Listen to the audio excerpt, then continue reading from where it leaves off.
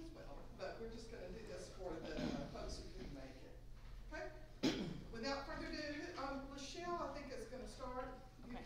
And kind of give us the big overview of the process, if that's okay. Like she said, I'm Michelle Story. I'm the Assistant Dean for Research and the PhD Program Director for the College of Nursing right now. I completed the tenure process last year. I think it's all a blur now. It's just a blur. But I kind of wanted to, especially for those that might be new to academia and are new to the tenure process, wanted to kind of just give a brief overview and remind everybody, remember, tenure is not a destination, it's a goal. And it's really kind of a preview or of what people can expect out of you down the road. So the university looks at it as almost like an investment in what they might get out of you down the road as after you get tenure. So it serves as an indication, and I do kind of come from the old school where I do think it is a privilege and it should be respected. I know there's a lot of conversation in academics about whether or not tenure is archaic and should be revamped or redone or thrown away. I do see some value in it because it does give us a lot of security and some freedom in to explore things that maybe we wouldn't be comfortable doing otherwise, that maybe aren't popular topics or whatever. Just as a brief overview of what a dossier is, how many of us have turned in a dossier, at least for annual review, already? At least one. Okay, some of us not. Okay, so I'm glad I thought about this one.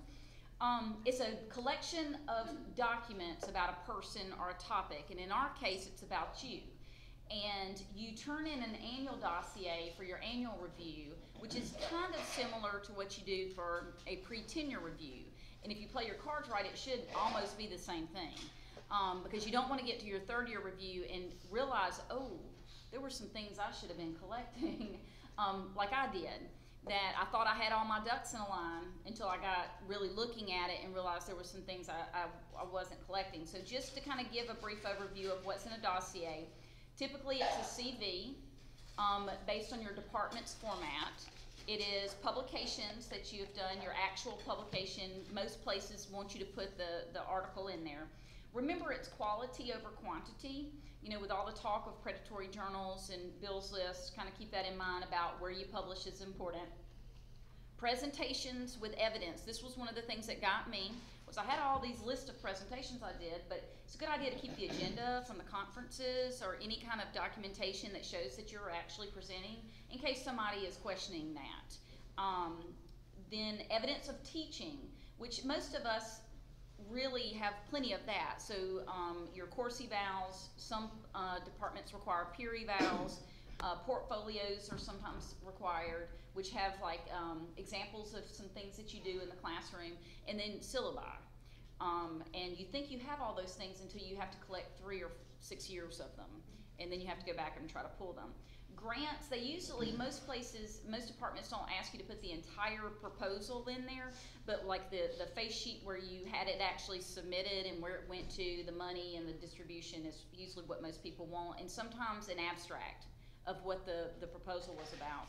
Your accomplishments, summary, the other thing that's kind of different in a dossier as opposed to your annual dossier is a summary statement of all you have to go back and try to pull them. So grants, they use a couple of pages, 2 to 3 pages, you summarize your research, your teaching, and your service for the last, but like the face sheet where you had it actually submitted and where it went to, and then evidence of service. This wasn't a hard one. This was another one that I overlooked as something that I was going to have to do a lot of. So minutes with your name on it, where you attended. That's kind of different in a dossier as opposed to also you held an office in the committee, like a chair or secretary.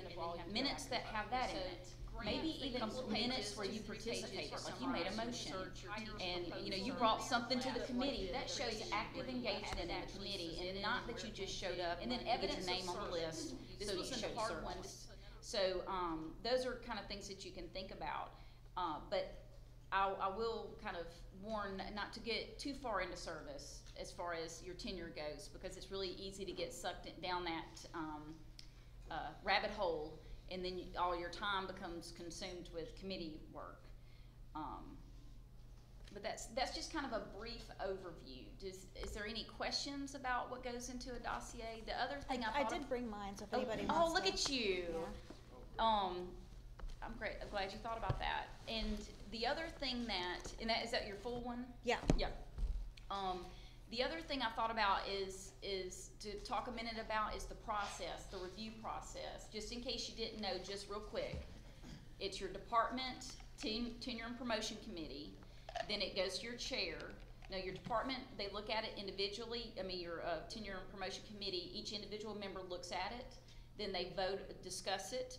Then they vote on it. Then that recommendation goes to your chair, who reviews it, makes a recommendation, who then goes to your dean, who reviews it, makes a recommendation that then goes to your university advisory committee, or council, sorry. Well, you skip a step in That's the college. College also has. Oh, I'm sorry, thank you so much. So before the dean, between the chair and the dean is a college advisory committee. Then the dean, then the university advisory committee, council, that again reviews it and votes on it. And then to the provost, president, and IHL. Know that it is not official till IHL signs off on it. So, and all throughout the process, you do get like a letter back that says how you did at each review or what their recommendation was, which can sometimes be scary because there's a little bit of a lag sometimes between the two. But that's kind of the process.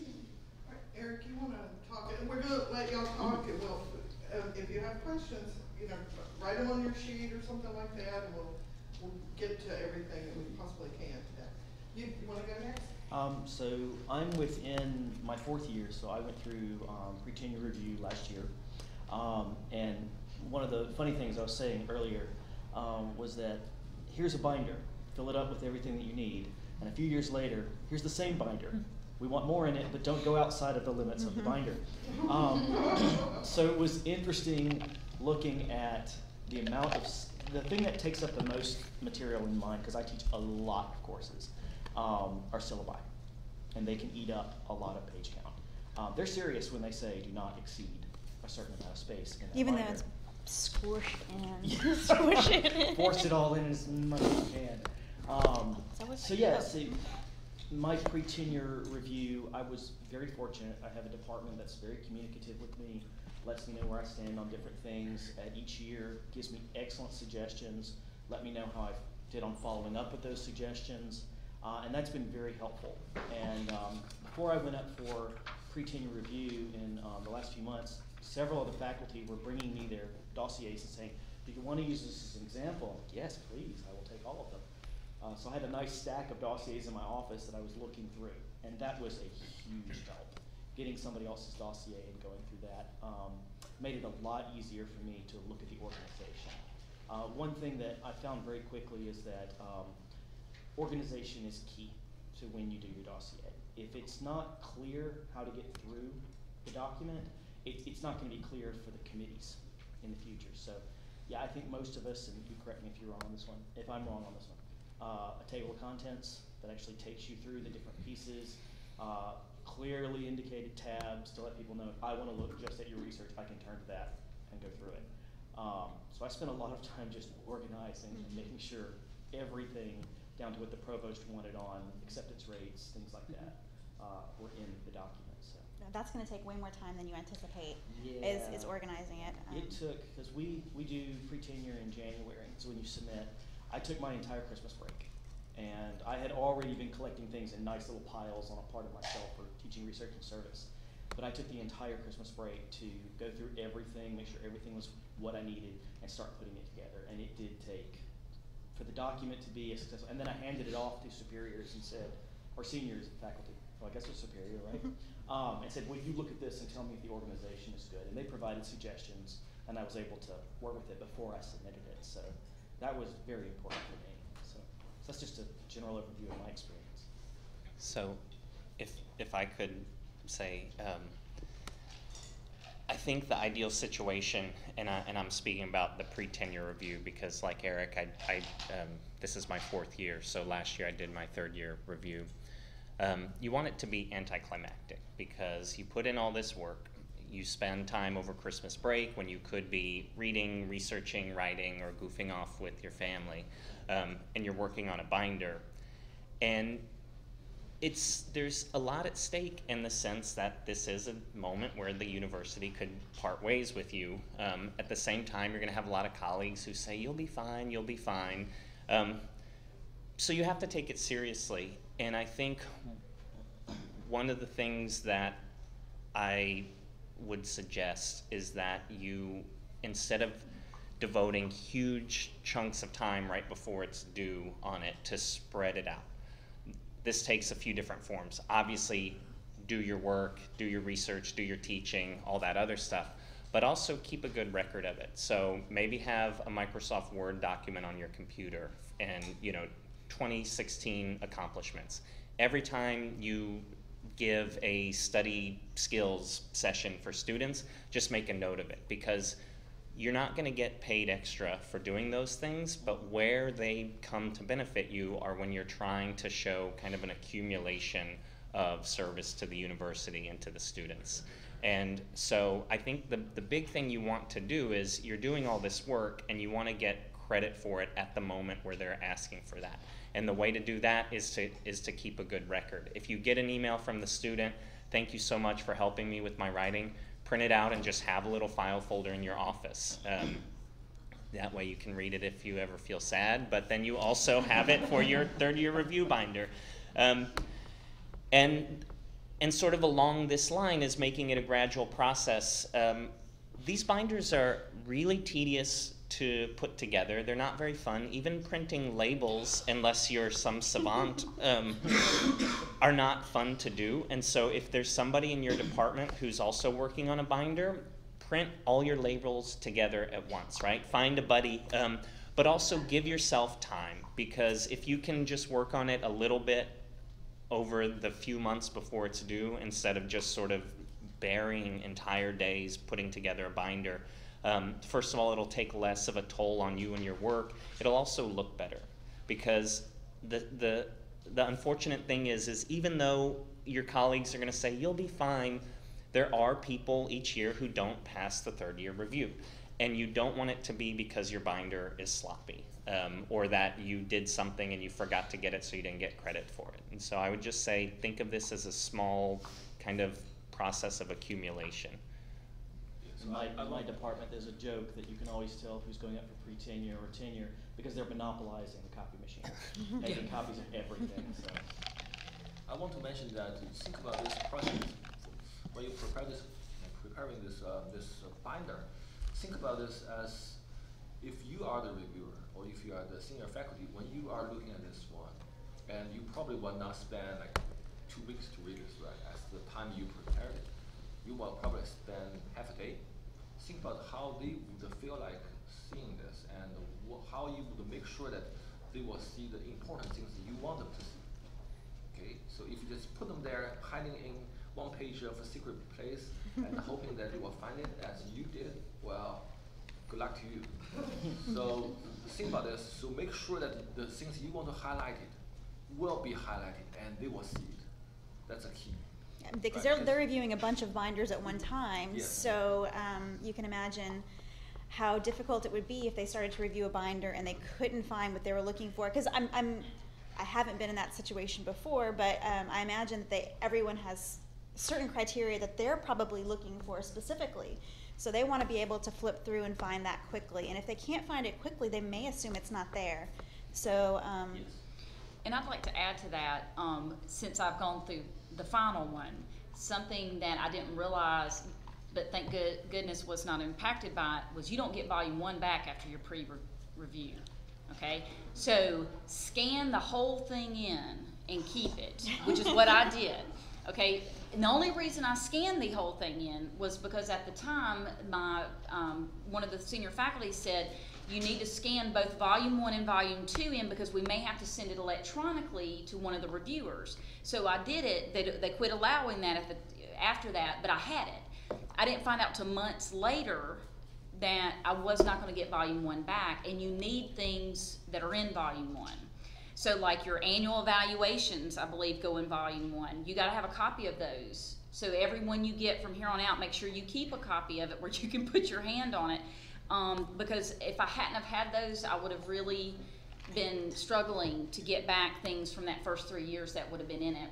But I think if you will, because I tend to be OCD to the max, but at each annual evaluation, if you'll keep all the evidence and keep that binder, I have them all on my shelf from 12 years.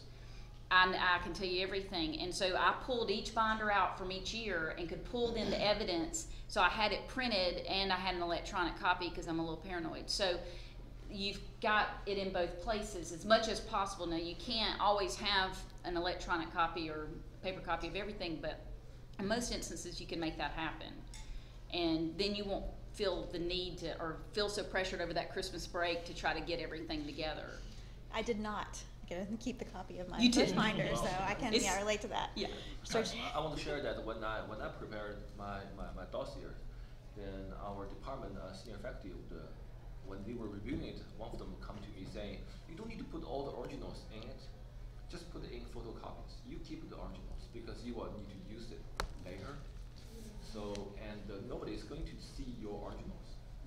So that's my advice to you guys. So keep the originals, just put photocopies of them in. That's enough for this review process. Yeah, that's definitely. And this is a small item, but a lot of times when you get those letters of thanks, they're printed on nice thick paper. And that sounds like a minimal thing, but you get a lot of things printed on thick paper. You realize you could have put twice as much in if you'd made a copy on regular paper. So there were many things I was rescanning because it was just taking up too much room. And no sheet protectors. No sheet protectors. Because I was a sheet protector girl until I realized that those were not a good idea. The Provost website has really specific guidelines for everything, and again, so you know, I believe they actually say not to include sheet protectors. So that's good in the sense that there's no ambiguity, but that's bad in the sense that you have to really follow this to a T. Because that takes up a lot of room. It's like adding 2 more sheets to each one that you put in there. And that's the thing is that you're. I think at first I was worried about not having enough stuff to fill my binder. But once you get it all, you're really having to figure out what are the most important things you want to include. That's why I thought it was really important for each section. So I have a professional philosophy at the very beginning, kind of like I think the document you were referring to kind of set the tone for the whole dossier, and then for each section, for the research, teaching, and service, I have a philosophy for each of those that kind of just frames everything in there. So I can highlight what I think is the most important, and maybe highlight some things that maybe I wasn't able to include evidence in here because of some reason. I thought that was helpful because you're not going to be able to include everything. You're going to have to be selective, especially when you get to tenure, because then you have even more stuff. You've got to really think about your story, I think, and think about showing how you have been successful as an academic in each of these areas and what the most important elements of contribution you have for each of those elements. So it was actually difficult to decide what goes in there. You have to be strategic with it, in my opinion. Should we open it up for questions? Yeah, questions have come up. I just went through a third-year review, and one of the questions I have is defining research or scholarship, and with that definition, producing research or synthesizing research. So a textbook compared to a research article. Where does the tenure promotion process have thoughts on that? I know it's probably domain specific, but as a whole, how would you guys approach that subject? I would like to address that because we have quite a few textbook authors in our faculty, so we tend to be embracing of that. But the general rule of thumb is you want something that's peer reviewed, and most textbooks are not really peer reviewed in the same sense that a journal. They send it out to reviewers and they have reviewers listed, but it's not this it's not like you're not going to get it published if they think it's not good. So peer-reviewed articles and presentations are going to have a little bit stronger merit, I think, in most disciplines than a book. Now, unless you're in a discipline where you're like history, where your research results in a book kind of thing, or English, and the literature is, the scholarly product looks different. But I think in kinesiology, it would probably be very similar to what it's like in nursing, whereas we do value books, but it doesn't replace peer-reviewed journals. It's the same in the College of Yeah. Business as well. In our college, I think for the education side, we make a big difference between textbooks and research books. Yeah. So if it's a single authored book that you've got pure data in and you've done through a lot of analysis, things like that, that's one thing. A textbook that's trying to put out multiple copies, that's general overview information, that's not considered in the same vein as pure research. So it gets kind of a different, we pretty much say in my department, if you want to write a textbook, wait till you're closer to tenure or after tenure. That way you don't have to worry about spending time on things that may not get peer reviewed. But that's not to say that your field or your department doesn't say, yes, please make a textbook. It's more about what are your department's review standards for tenure. And if you're following those on each level, supposedly the review committees are supposed to look at your department and say, okay, this is what that department says. Let's see if they met the standards within that department. So. And if you produce something that's not immediately legible in terms of exactly what it is and how it would fit into your larger discipline, put a little preface on there, right? You can put one piece of paper in the beginning. I was specifically asked to, help do these cards for a museum or something like that. That's not quite peer reviewed, but in some ways it's a feather in your cap. So if you do something a bit off the wall, then by all means bring it up. So, and it's like what Song was saying, is that you tell them what they need to know. Don't assume that they understand anything. So even though most of them probably do, but as Lachelle said, it goes all the way up to the Pope. IHL. The Pope, Yeah, right? just about it. Yeah. And so you have to explain this eventually to non-academics, not just people outside your field. So. And at least in our college, we do research, and you want to, the key thing to judge whether it's a research output, a pure research output, is whether it's a original scientific output. So if you just write a book, or even a review article, that's basically an overview of everybody else's previous work. So that's not as original as a peer-reviewed original research article. So that's the criteria, at least in our department. I think in most of our college, that's how we have it. I can't stress enough knowing your department's guidelines. I had them like in a drawer, my top drawer of my desk, constantly looking at them, and I would recommend striving to exceed those just a little bit if possible, because you don't want any doubt when it comes up for a vote. And because if there's anything, let's say that you did have an article that wasn't scientific, it was just a review, and maybe they decided not to count that in your publications. If you've got an extra publication, then it's not going to impact you. But if one of your articles, turns out to be in a predatory journal or in a lower tier journal and they don't want to count it, then that way you've got a little wiggle room. But if all you get is the minimum, then you may not turn out so favorably. What's a predatory journal? It's a journal that, if you've probably received emails already that says, "Ooh, come publish with us," and the journals sound really kind of close to sounding really important, but really what you're doing is paying to publish in them. There's no peer-reviewed process that goes on, and so they usually ask for some really high amount of money to publish. And when you're in a bind and you're going up for tenure or third year review, people have been known to not just innocently go down that path.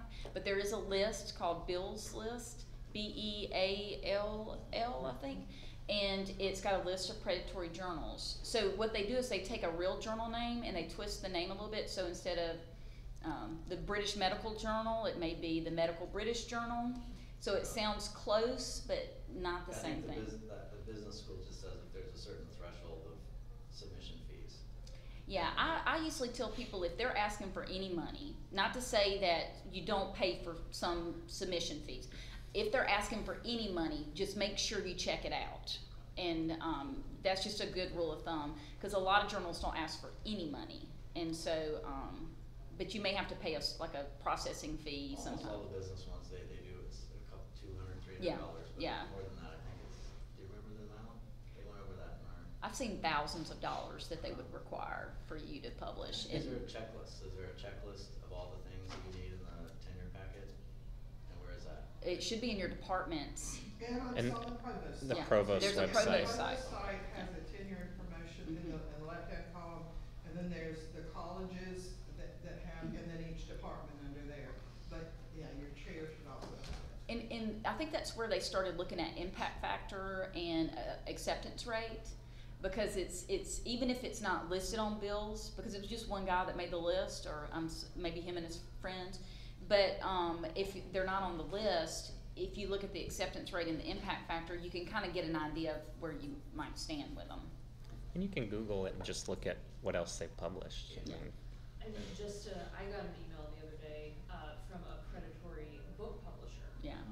So, and it came across as, you know, we found your dissertation, Yeah. feel like it has a huge impact, all that stuff, and then I looked it up and I was like, oh, Yeah. If you ever query them, you can say, I remember sending one after I graduated and saying, well, exactly what is your peer review process? And I said, well, we feel that you've been through enough peer review with your dissertation committee that you don't need any more. I'm like, please do not email me again. Thank you. Yeah. This may be a little off the wall, because it doesn't apply to everyone, but I'm sort of in a niche area that there's specific certifications that I can get.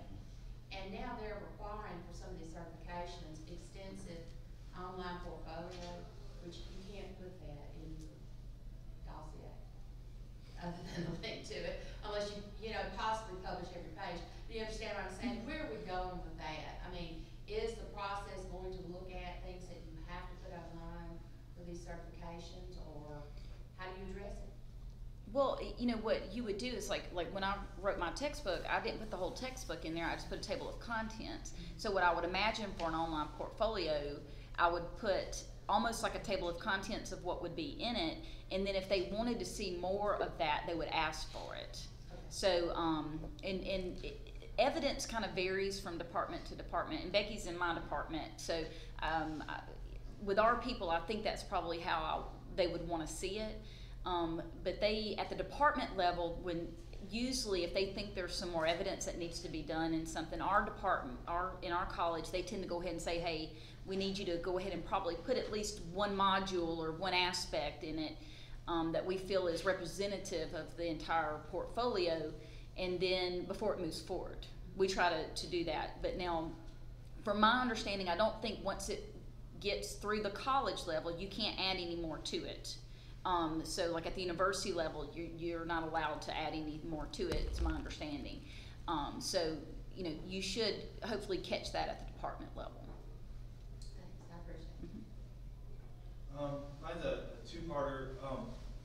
For a tenure review process, if we want to work with another colleague, and let's say we get two manuscripts on a project, and one of them I'm the lead author, and the second one he or she's the lead author, that the second one, does that count toward tenure promotion at all, or are we just looking at, let's say your department has 7 publications in a research journal, blah blah blah, and I turned in 6, and they had like 4 others that are second authors, and I said overall, I know you can't speak specifically about our department, and the second part of it is tied to the external funding.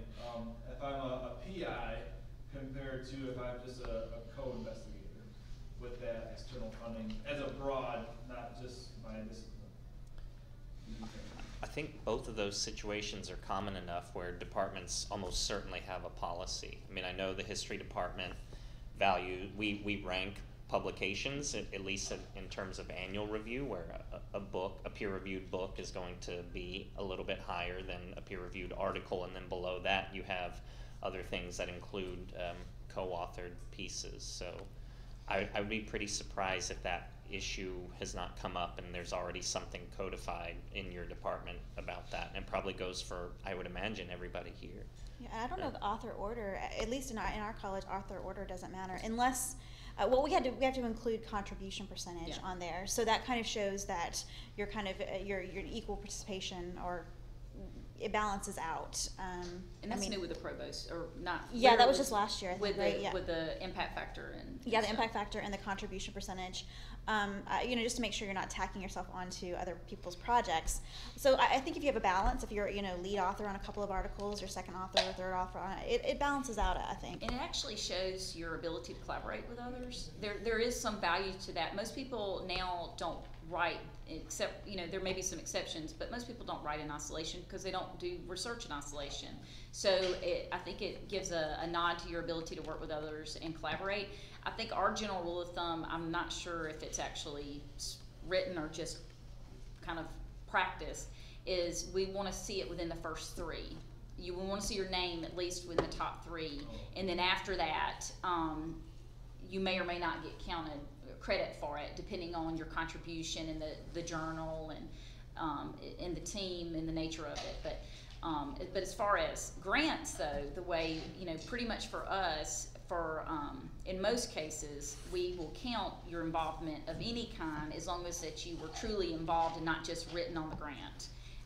Just because you had some expertise, but you weren't really involved in the grant writing or preparation, whether it gets funded or not. But now we do expect to see you work toward being a PI, with subsequent grant submissions. I have a question kind of coming off of his, or especially about collaborations. Do you know if the overall tenure process kind of looks more kindly on collaborations within the university or collaborations outside of the university? Are those? I'll say both. Yeah, I'll say both too. So they're kind of equally weighted? Well, I think it's important to collaborate with others outside of your college, and I think it's important to collaborate with external people, because it gives the university a broader reach, and gets, because when you get your name out there, so does the university. So if you get known as an expert, you're tied to the university. So I think there's a value in both, but they bring different value. I don't know that I could say that one was more important than the other. Don't get lost in this, for pursuing a collaboration. The purpose of a collaboration is to make you a better researcher or scholar. So if that serves the purpose, then that's fine. If you just, for the sake of just collaborating, but if it's going to diminish your capability of being an independent scholar, then don't do it. Yeah. So you need to make the call yourself. It's hard to imagine that would be the primary variable on which they judge that piece of scholarship. There's so many other things they could look at, where it appeared, and what was the nature of the project itself, and how involved you were in it. I think it's more like icing on the cake kind of thing. Well, it's just some of the research that I do. I mean, I know that there are people here at USM that I could collaborate with because they do some of those things, but I have colleagues outside of USM that I'm already working with, so I didn't know if I needed to keep it in-house kind of thing. I think if you've got a history of working with them, I think it's completely appropriate. I imagine most people do have a mix Yeah. anyway. You have some colleagues that you've met at conferences or in your own PhD program or something that you still work with, but it's also nice to collaborate with somebody down the hall. That makes it easy too. But do the project that you want to write. I mean, Yeah. I have a question about the mechanics of the promotion and tenure. We're not there yet. Huh? We are not there yet. Oh, Well, Some people I yeah, am. we Yeah. have, yeah. No, but. You mean how they're in separate? terms of, because I have a particular pathway. I was for several years abroad as a junior faculty, and there have been talks about decoupling my promotion and tenure, and in terms of how that would work, in terms of the dossier. That's a tough one because traditionally here it's they go hand in hand. And they wish it to, and because really the requirements for an associate professor are generally the same requirements for to become tenured. So it's a lot of work on both your part and the review process to do them separately. So but I have seen it done in special circumstances. But in most cases, they try to do them together because it's just more efficient. And if you can meet tenure, then more than likely you meet associate professor requirements. And the dossier would be the same for both. It would be exactly the same. Mm-hmm. And the review process is the same, but just in case anybody didn't know, do you know who's on your tenure review committee? Okay, so it's tenured faculty within the department. If you're going up for, and you vote on them generally, there's several different options you vote on every year for evaluation, but it has to be tenured faculty. If you're going up for promotion at the same time, they also have to either hold that rank in which you're seeking or higher. So if you're going up for full, only full professors can vote for you, where associate and full can vote for you. Sometimes those same people that are on your department tenure and promotion committee may also sit at the college tenure and promotion committee, but they will not vote twice. They will vote at the department level and generally recuse themselves at the college level. Same as if they happen to serve at the university advisory council. But I would, if it were me, if you could do them at the same time, I would highly recommend doing them at the same time. But if your department Yeah. would like to do Yeah. do them separately for you, then There go may for be a it. reason Yeah, for it. Yeah, go for it. It will not hurt you. The one circumstance in our college that I saw was a faculty that came in on the tenure track as an associate, but she wasn't tenured. But then, so she went up for tenure before it was time for her to go up for full. Does that make sense? But I haven't ever seen them hold the associate and the tenure separate, so not at least in our college. In our college, You do? we have quite a few examples. Mhm. We have, Okay. people get early promotion, but then typically they would count as early promotion. So typically the standard would be slightly higher than a regular promotion. So that's just something to keep in mind. Yeah, and they wanted to hire me as associate to begin with, but in the ad they had the word assistant. Oh, Okay. that's why, yeah. Hmm. Well, then if they'll let you go ahead and get promoted, then do it. Because the raise is tied to promotion, usually, so.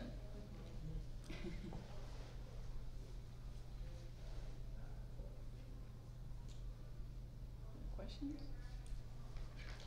How many of y'all have mentors, whether formal or informal? Okay, I know does your college have a formal mentor program, like where you get assigned somebody? Okay, I would highly recommend, I didn't have a formal mentor because we didn't have a program at the time to do that, but I knew a lot of our faculty because I was an undergraduate and a master's student in our college, so I knew them pretty well and what their skill set was, so I would go to them for different things. I highly recommend getting someone you feel like can be honest with you and critique your stuff and be willing to hear it. Because I think sometimes it's hard to hear those things. I know coming out of going straight into tenure after graduating from a doctoral program, I was pretty good at critique. I could handle somebody critiquing me, but get an informal and a formal mentor, and try to find somebody external as well. That would be some of my best advice. Yeah, I think if you can get 2 or 3 people to kind of Oh, review you need it, multiple. because your tenure packet's going to go up in front of a ton of different people. So if you can get some different perspectives before you have to turn it in, that helps because you'll catch some things that you wouldn't have thought about otherwise. So. Yeah, and like I said, your faculty, your colleagues all have different skills, and they're not that they can't do all of them, but there's some of them that'll be really good at one thing versus another, and get to know what those things are so you can hopefully benefit from some of that. The other thing that I found was really important is staggering work. So have a lot of work going on at different phases, so you're not as likely to fall into a gap where you don't have either something to publish or something to present or something coming up the pipeline. Or at least shows the gap, because Yeah. it seems like no matter how well you plan, Yes. gaps occur. They do occur. But if you especially I think for third year review, it's really important to show the research you have in progress. So kind of I created a visual for my stream that really Okay. showed what I had going at each level, so that it was clear that I was actively engaged in research projects and how many across different areas. I think that's really important for third year because they want to make sure you're on track for tenure, right? But even with tenure, you want to say, here's what I've done, here's where I'm going. I think so. It's really important, I think, to do that. That's also really good for mental health, and some of you may already be very aware of this, but you know, when you're in graduate school, the only thing you're allowed to work on is that dissertation, and once you come out, it's sort of like light going through the prism, and so you can work on one thing, and then when you get really tired of it, then you can work on something else. And for me, that's been the really rewarding part of kind of postgraduate school writing in my case. And so, that is helpful when you have things at different stages, and that is a luxury that you don't necessarily have in graduate school. But you do want to show some focus, because I've seen some people who didn't make third year review was because they got a little too excited, because there's a lot of things we love to do. So they got asked to join this group over here about, let's just say, I don't know, ants, and then they got asked to involve this group over here that was about fruit. And they were totally unrelated, but they were doing things, and you lose a lot of synergy when you do that. And so you want to at least to make sure that it's all about the insects, or it's somehow they're all tied together somehow. And I think that's really important to do in that overview that you have in front of your research, to show how your research is connected. Yeah. Because sometimes on the face, the titles maybe don't look like they're connected. So it's your job to show the reviewer that maybe these are your 2 or 3 areas of expertise and how each is tied to that. So that's really important, because you want to spread out a little bit, but you also want to take advantage of your areas of expertise and show that you're really growing that, in my opinion. I'd love to know what the panel likes or has an opinion about collegiality and its role in tenure. I can actually speak to that because I'm writing an article on it with my colleague. Well, good. So my research line has a couple of different components. I'm an ed historian, so I get to spend lots of time in moldy archives. It's a lot of fun. So my history colleague over here understands completely.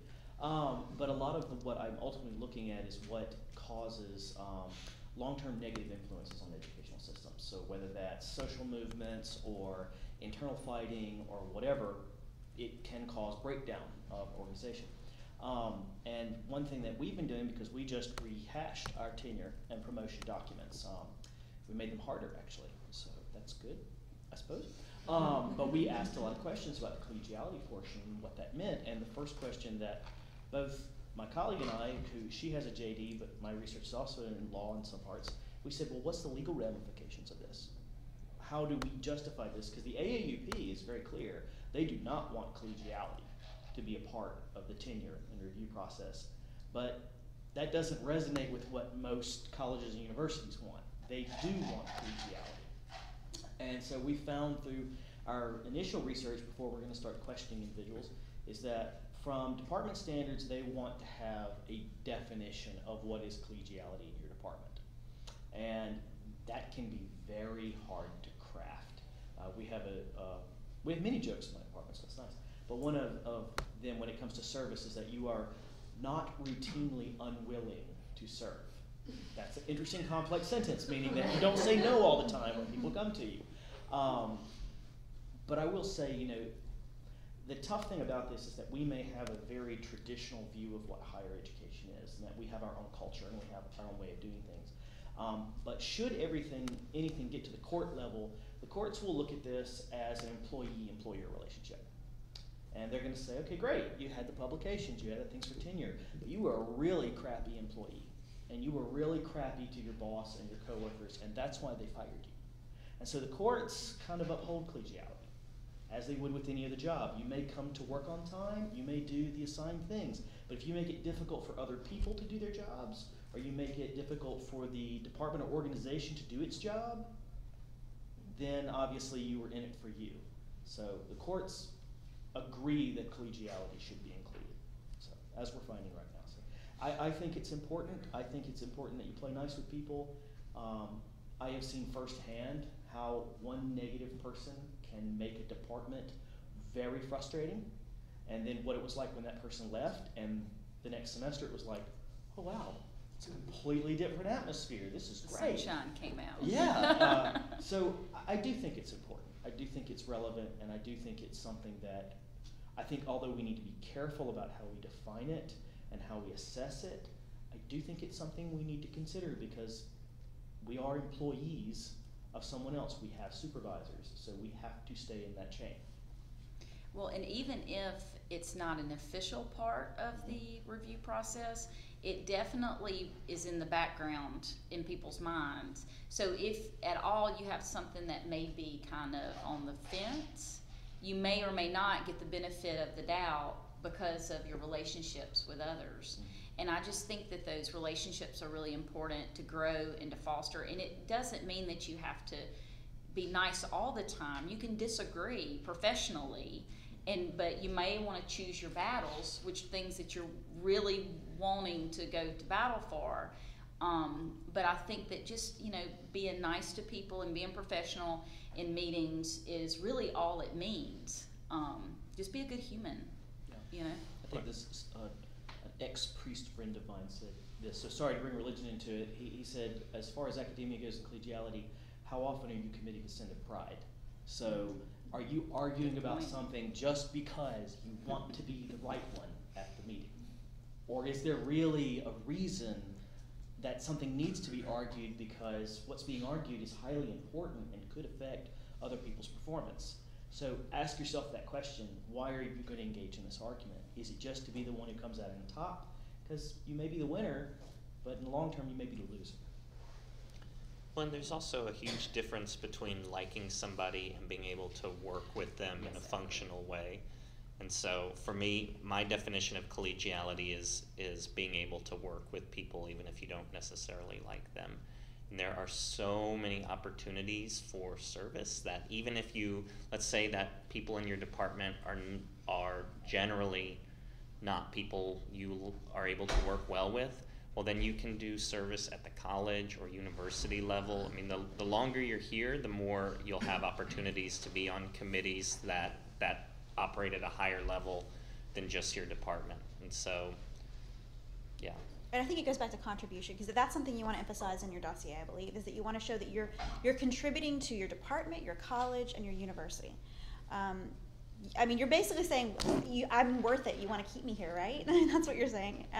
So that's really important. And also, your colleagues, your senior colleagues can be your best advocates through the process, and they can be the ones that, if you did miss something and they're on a committee down the track, they can go, wait, I know that they've really contributed in this way. So it's important not only directly but indirectly as well in the process. And back to service for a second. Be cautious not to excessively over-service yourself.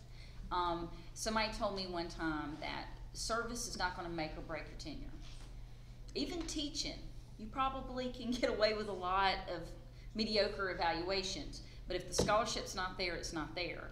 So while, because everybody in this room is upcoming kind of bright people, and tenure track faculty tend to be very interested in a lot of things, but you have to be very careful about what you commit yourself to. You do need some service, and I think it's important that you contribute to your college and your department and university, but just be cautious not to overextend yourself. Yeah, I mean, contributing to department could be something as simple as, your colleague's gone to a conference and you can step in and do a guest lecture. Yeah. It's not really a lot of time and effort on your part, but it shows that you care and you're really there to support your colleagues. And I think that's really what it comes down to. We're sitting on a panel like this. Yeah. This is yeah. service. We're going to go back and add this to our resume. University level, yeah. What other questions have y'all got? Other things that they brought up or has come to mind? Anybody in administrative position yet? I got in the PhD program director just probably about 4 years ago. So I was past third year review. It's definitely challenging. If it hadn't been a small program, I probably wouldn't agree to it. And then I became the assistant dean for research the year I went up. So if I hadn't have known I had all my things done already, I would have not have agreed to that. I'll caution you against, because you again are bright, energetic, productive people because you're on the tenure track, so your administrators are going to see the leadership potential in you. So just be kind of thoughtful about the choices that you make in that direction until tenure's over. And they do reward talent and punctuality with more Or work. work. So, you No know, good deed which is goes not unpunished. to say that you shouldn't be punctual, but you know, it's okay to say no sometimes, and that's something you can ask people in your department about what's an appropriate service level. In our department, we actively try to keep, new hires away from service, or get them doing minimal service so that they can contribute, but it doesn't overwhelm their life. But it starts heating up around, in my experience, around year one. No, I think year 2 it started increasing, and then 3, and now 4 quite a bit. 3, 4 kicked in. So, you know, this is your early years are the time to really get a good bedrock of writing in. But you know, be critical and reflective about how much service you want to do, because they'll keep asking you. That they just will. So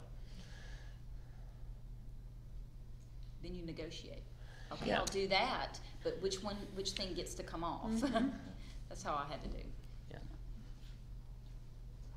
Anybody else? We wanna thank you guys so much.